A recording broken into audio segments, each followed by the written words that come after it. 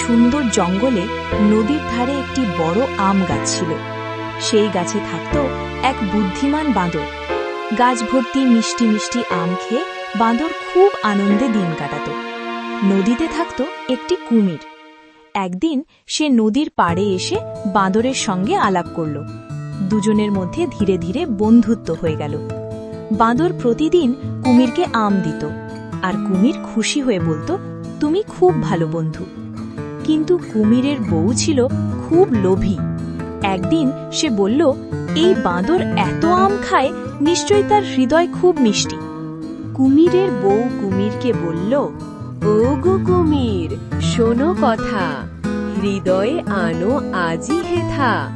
বাঁদরের প্রাণে মিষ্টি স্বাদ, খেলে হবে আমার আহ্লাদ। সে ভাবল, বন্ধুর সঙ্গে এমন কাজ করা ঠিক নয়। তবুও স্ত্রীর কথায় সে ভুল পথে চলে গেল। একদিন কুমির বাঁদরকে বলল, চলো, তোমাকে আমার বাড়িতে নিয়ে যাব। বাঁদর কুমিরের পিঠে চড়ে নদী পার হতে লাগল। নদীর মাঝখানে এসে কুমির থেমে গেল। চোখ নামিয়ে সে সত্যি কথাটা বলল। এই কথা শুনে বাঁদর ভয় পেল না। সে শান্তভাবে বলল, আহা, আমি তো আমার হৃদয় গাছে রেখে এসেছি, চলো আগে গাছে ফিরে যাই। কুমির সেটা বিশ্বাস করল। নদীর ধারে পৌঁছতেই বাঁদর দ্রুত গাছে উঠে গেল। গাছের ডাল থেকে বাঁদর বলল, কেউ কি হৃদয়ে বাইরে রেখে ঘোরে? বন্ধুত্বে কখনো প্রতারণা করা যায় না। এই কথা শুনে কুমিরের চোখে জল এসে গেল।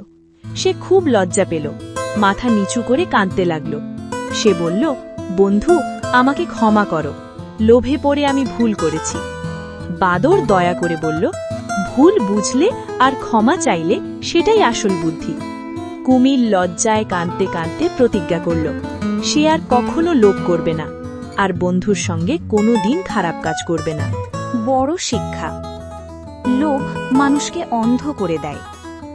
বুদ্ধি থাকলে বড় বিপদ থেকেও রক্ষা পাওয়া যায়। ভুল বুঝে ক্ষমা চাইতে পারা খুব বড় গুণ। সত্যিকারের বন্ধুত্বে বিশ্বাস ও সততা সবচেয়ে গুরুত্বপূর্ণ।